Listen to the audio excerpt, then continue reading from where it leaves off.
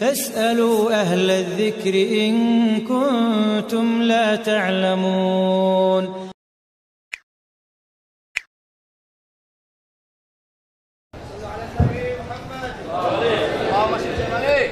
السلام عليكم ورحمة الله وبركاته.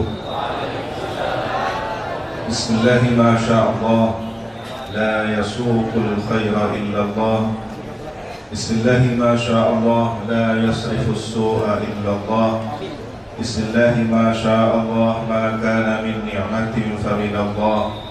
بسم الله ما شاء الله لا حول ولا قوة إلا بالله العلي العظيم. Alhamdulillahi Rabbil Alamin. Kita bersyukur dengan lisan, kita bersyukur dengan hati keyakinan, dan kita bersyukur dengan amal perbuatan. Inilah 3 syarat seorang mukmin dikatakan sempurna, bersyukur pada Allah Tuhan semesta alam. Allahumma salli ala Sayyidina Muhammad al-Fatih lima ughliq wal khatim lima sabaq nasiril haqqi bil haqq wal hadi ila siratikal mustaqim wa ala alihi wa sahbihi haqqa qadrihi wa miqdarihi al-'azim. Amma ba'du. Fadilatul Mukarram Profesor Dr. Haji Sa'id Amin Siraj hafizahullah ta'ala, seluruh pengurus besar Nahdlatul Ulama, para syuriah Tanfidi, Al-Mukarram Haji Abdul Mannan hafizahullah ta'ala, Ketua Lembaga Dakwah Nahdlatul Ulama Bapak Haji Agus Salim, para tuan guru, para romo yai, Pak Bagus Ajudan yang tidak mampu kami sebutkan, para habaib, para masyayikh, seluruh warga Nahdiyin, Nahdiyat, hadirin, hadirat, muslimin, muslimat, hafizakumullah jami'an. Semoga kita dijaga oleh Allah Subhanahu wa taala. Amin. Mohon izin Romo Yai Sa'id, ada hadiah buku untuk seluruh yang hadir, namun terbatas.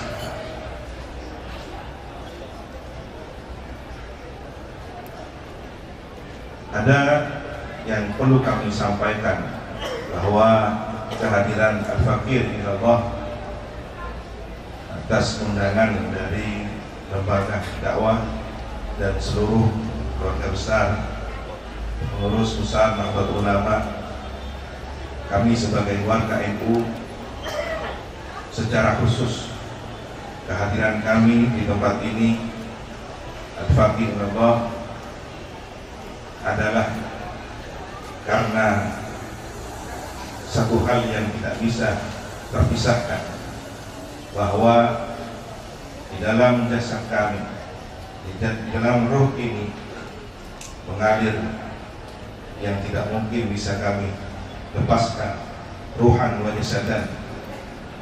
Beliau darah daging Akhratul marhum Mbah As'ad Syamsul Arifi, yang tentunya kami sebagai dzurriyyah beliau tentunya rasa syukur ini, rasa nikmat ini lahir dan besar menghirup akidah Ahlus Sunnah wal Jamaah ala masyraf Jami'ah Nahdlatul Ulama. Kami minum dari akidah Ahlus Sunnah wal Jamaah melalui guru-guru kami, orang tua kami, datuk kami, melalui orang-orang yang jadi wasilah kepada baginda Nabi Muhammad SAW, melalui Jami'ah yang kita cintai bersama, Jami'ah Nahdlatul Ulama.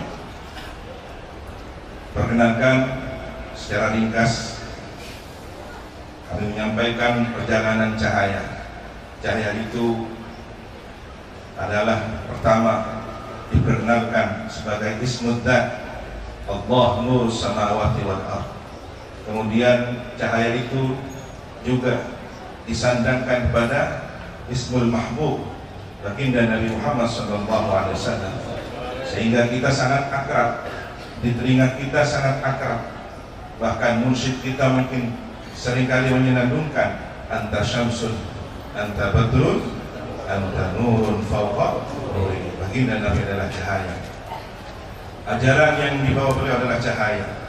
23 tahun berjuang membawa cahaya. Al-Quran adalah cahaya.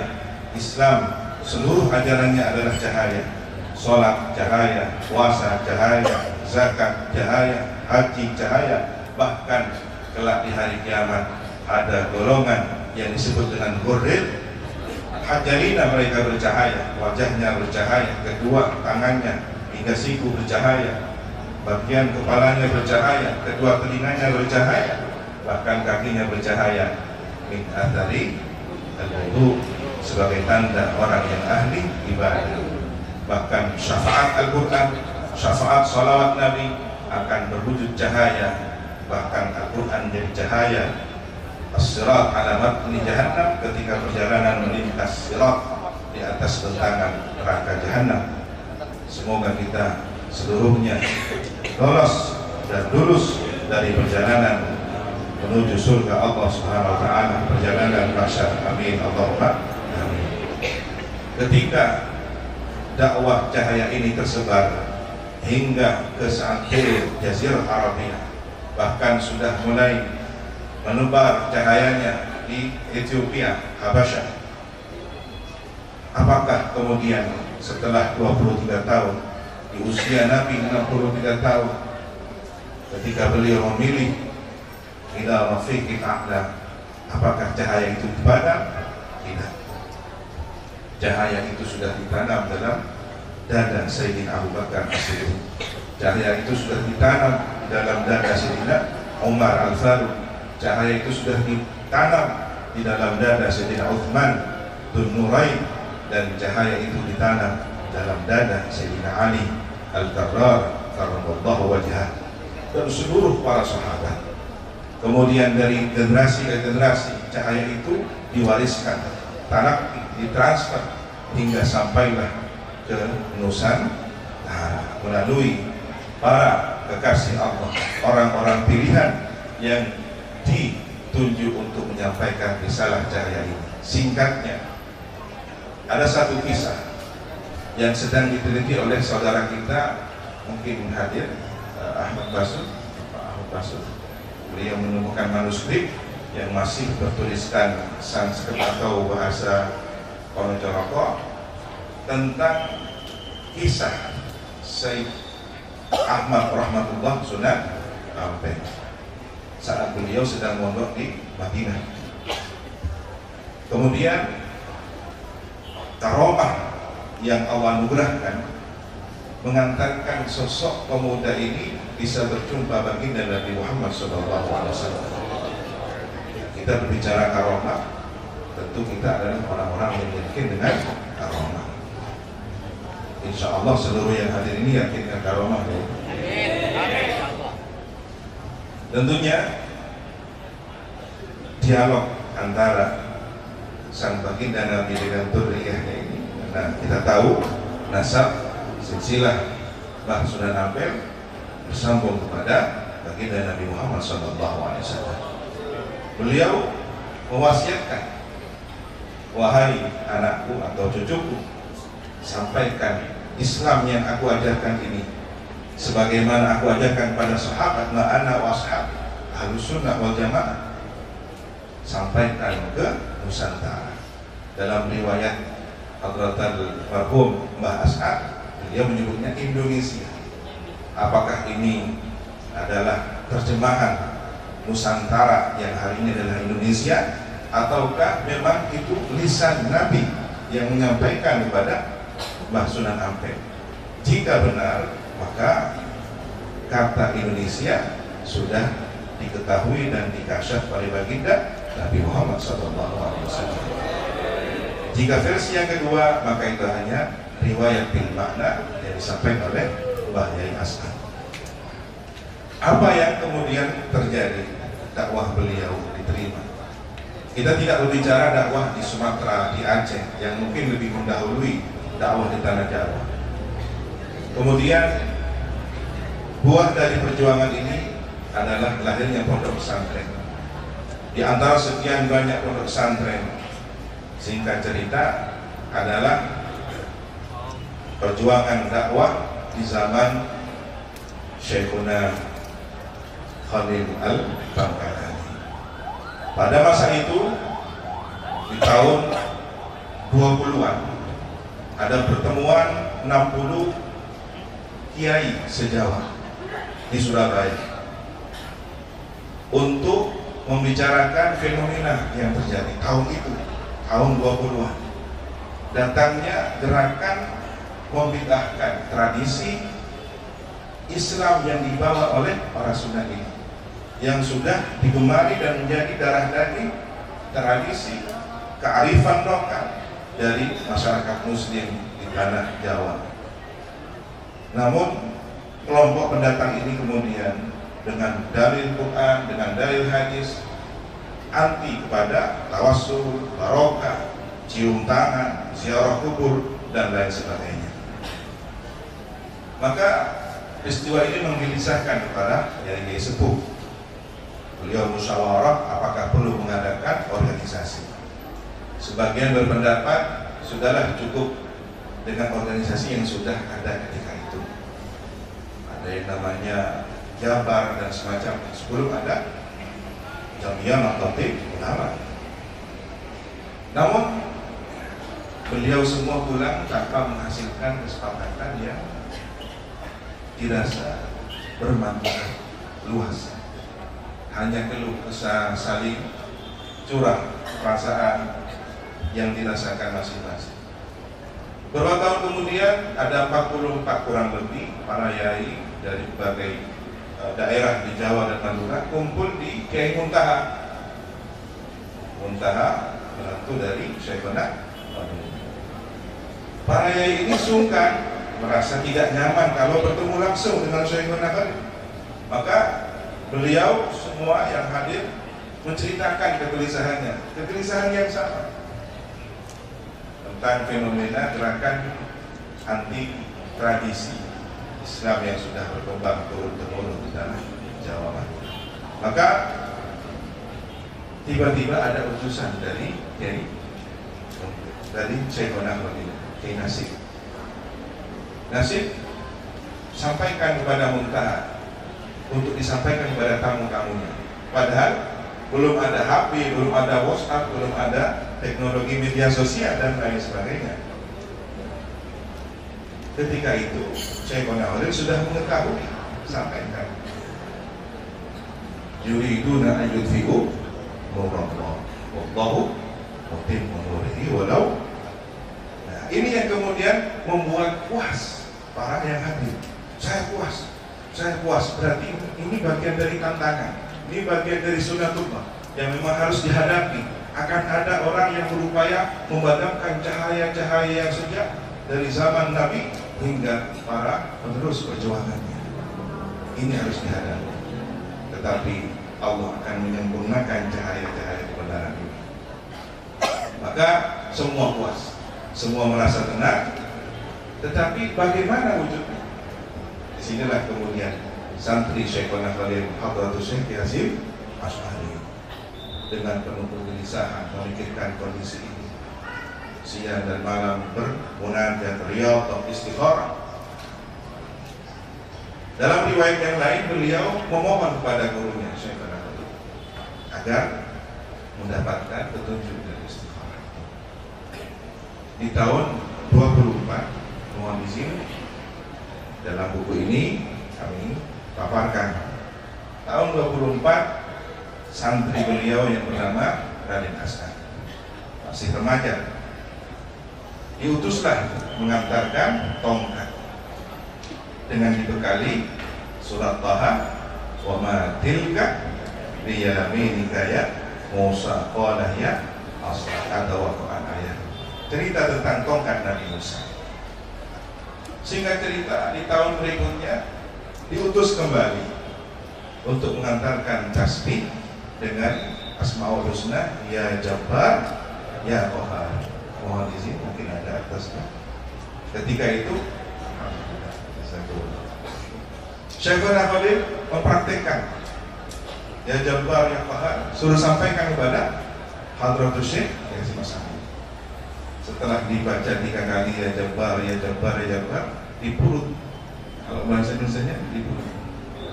Ya, ini di perut 3 kali. Ya Jabbar, ya Jabbar, ya Jabbar. Begitu juga ya Qahhar, ya Qahhar, ya Qahhar, ya Qahhar. Dalam riwayat yang lain diputar urutan hingga selesai. Nah, pemahaman Hadratul Marhum Mbah As'ad, oh berarti saya ini suruh militer sepanjang perjalanan dari Bangkalan ke Teguh Ireng. Tetapi sesampainya di Teguh Ireng, ternyata Hadratul Syekh dengan berbilang, Alhamdulillah, Alhamdulillah, saya dapat restu untuk mendirikan Jam'iyah Ulama. Belum ada Nahdlatul Ulama, Jam'iyah Ulama dari guru saya, Syekhuna Khalid. Allah telah menurunkan isyarah itu melalui guru saya. Dan isyarah tasbih beliau, siapa yang berani mengganggu Nahdlatul Ulama maka dia akan hancur sendiri. Allahu Akbar. Allahumma shalli ala sayyidina Muhammad.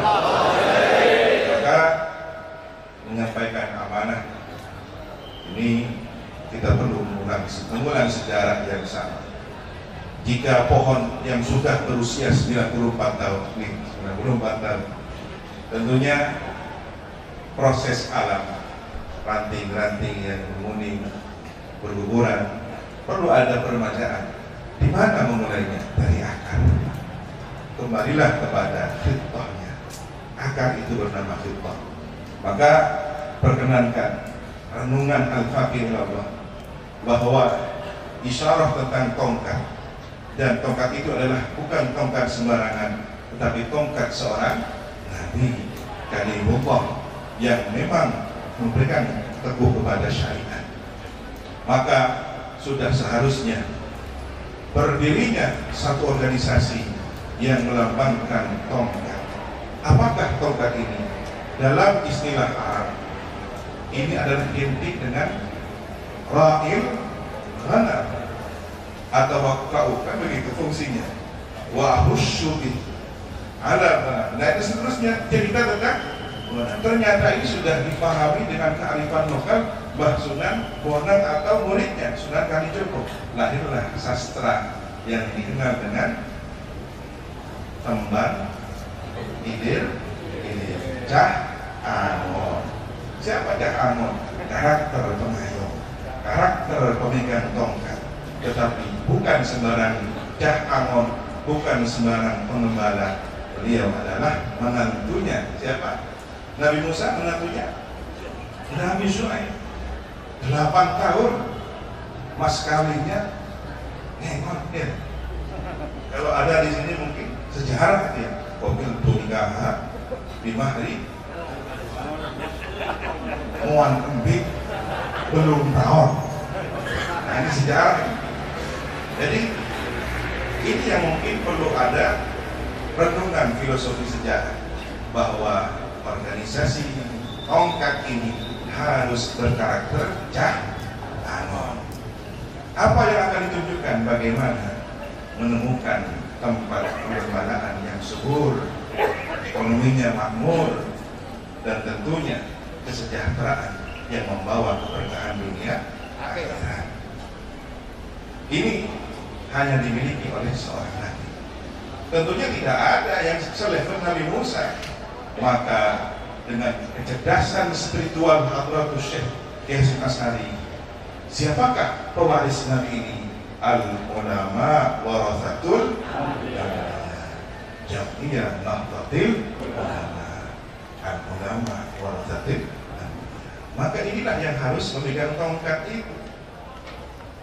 Kemudian tongkat itu pernah menjadi ular besar.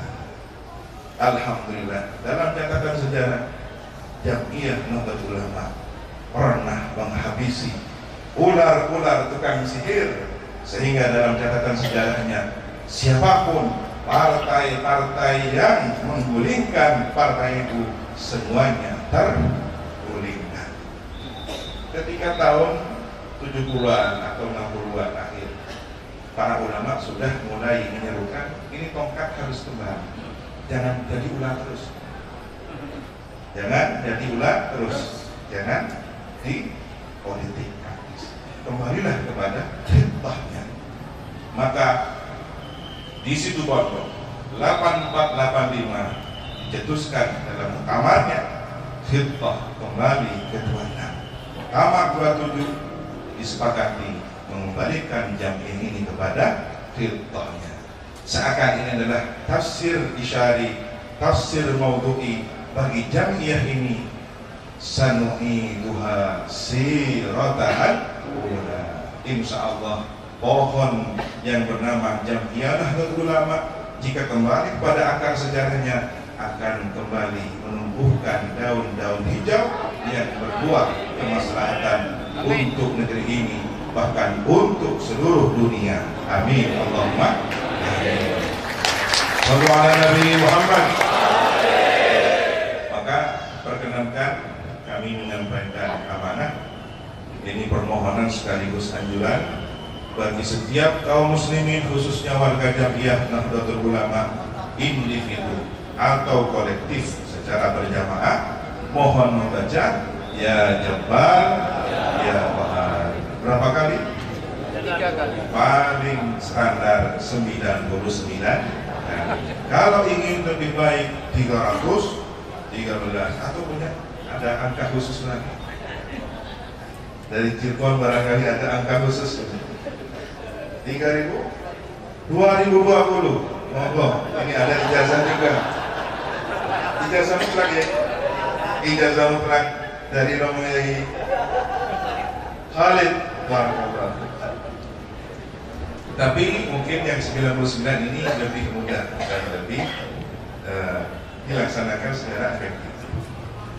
Dengan kaifiah seperti tasbih diurut pada bagian yang terakhir. Kalau selesai 99, sebelum 99 atau setelah 99 urut atau diurut 3 kali seperti tadi. Apa niatnya?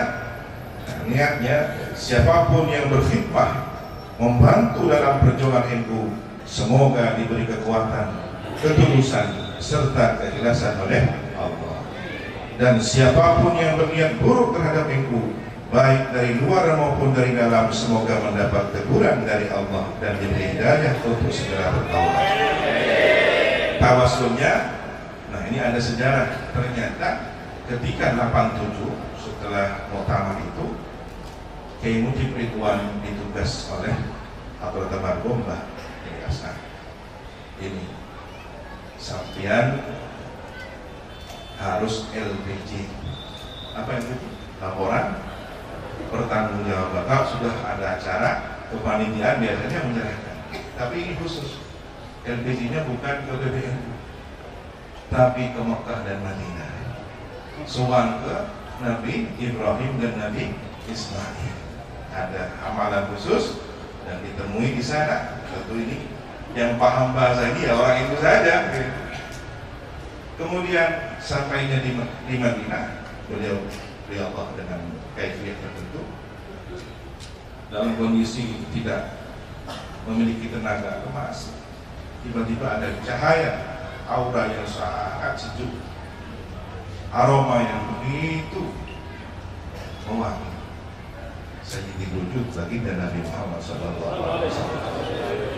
Maka Ibu Ridwan menyampaikan dengan bahasa Arab yang sudah dipersiapkan. Waalaikumsalam dan seterusnya. Ternyata Sayyidul wujud baginda Nabi menjawabnya dengan bahasa Jawa. Tak tempo.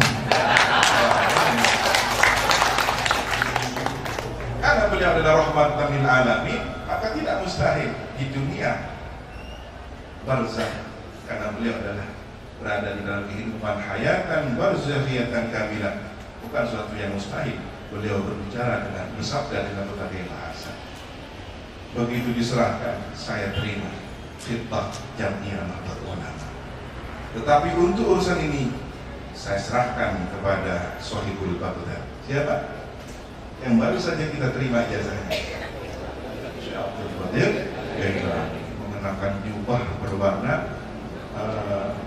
kehitam abu-abu milenial ya, baju abu-abu. Begitu ditatap, Mahmud Ridwan nggak kenal siapa, kok tampan ya. Begitu disebut Sohibul Baghdad, Al-Qutbur Rabbani, Syekh Abdul Qadir Al-Jailani. Lihat, kok gak foto baru foto-foto sih gitu. Jadi yang di foto yang lukisan yang di terminal itu bukan beliau. Nah, ini ada referensi baru, ternyata Abdul Qadir Al-Jazairi. Ya, ternyata Haris juga. Dan begitulah warga itu paling mudah dibohongi. Nah, ini setelah diterima ternyata Syekh Abdul Qadir juga pakai bahasa Jawa. Tetapi urusan bagaimana kaifiah teknisnya begitu, saya serahkan kepada Sohibul Ampel, Raja Ahmad Rahmatullah Sunan. Maka spiritualitas NU tidak boleh berpindah dari tiga. Insanul Kamil Sayyidul Wujud Baginda Nabi Muhammad SAW, Sohibul Baghdad, Qutbur Rabbani, Syekh Abdul Qadir Al-Jailani, dan Mbah Sunan Ampel Ahmad Rahmatullah. Oleh karena itu tawassulnya adalah baginda Nabi Muhammad SAW, para keluarga, istri dan sahabatnya, Syekh Abdul Qadir Jailani, Sultanul Auliya, Raden Ahmad Rahmatullah Sunan Ampel, seluruh muassis Jamiyah Nahdlatul Ulama, dan kaifiahnya sudah ada di lembaran ini. Terakhir kami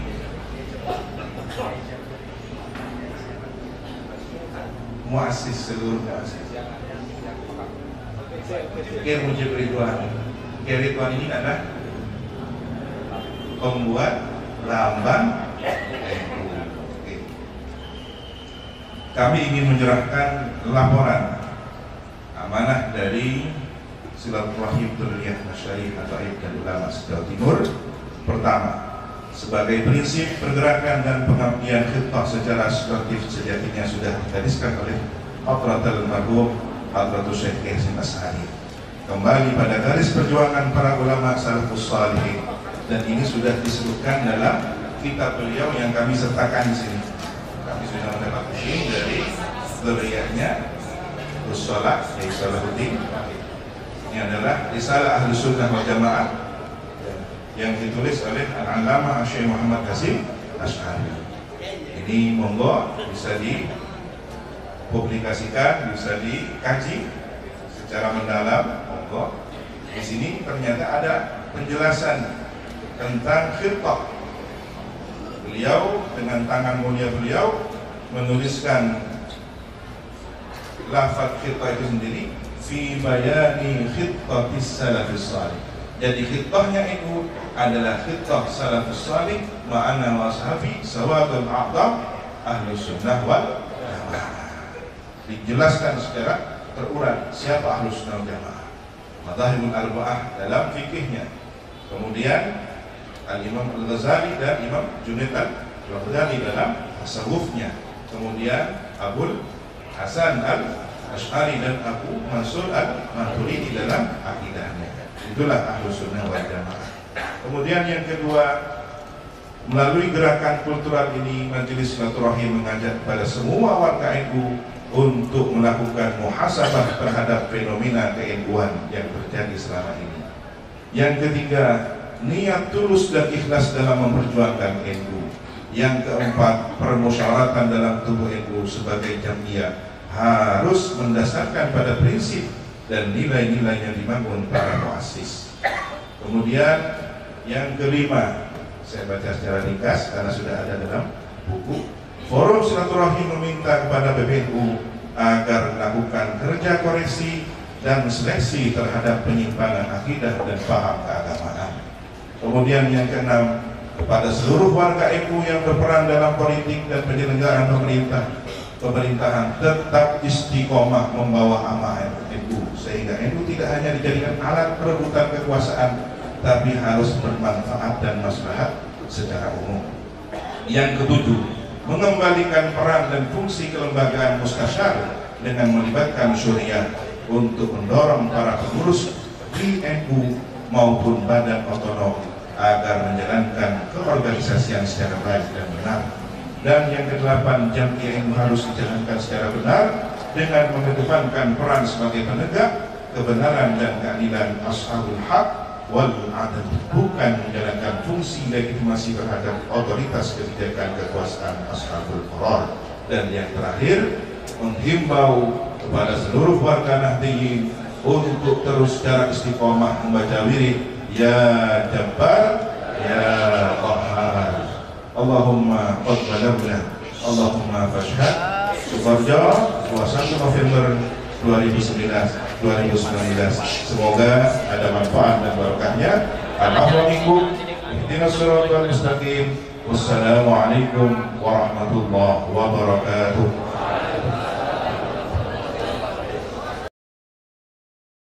Terima kasih sudah menonton. Jangan lupa like, comment, subscribe, dan share. Jazakumullahu khairan.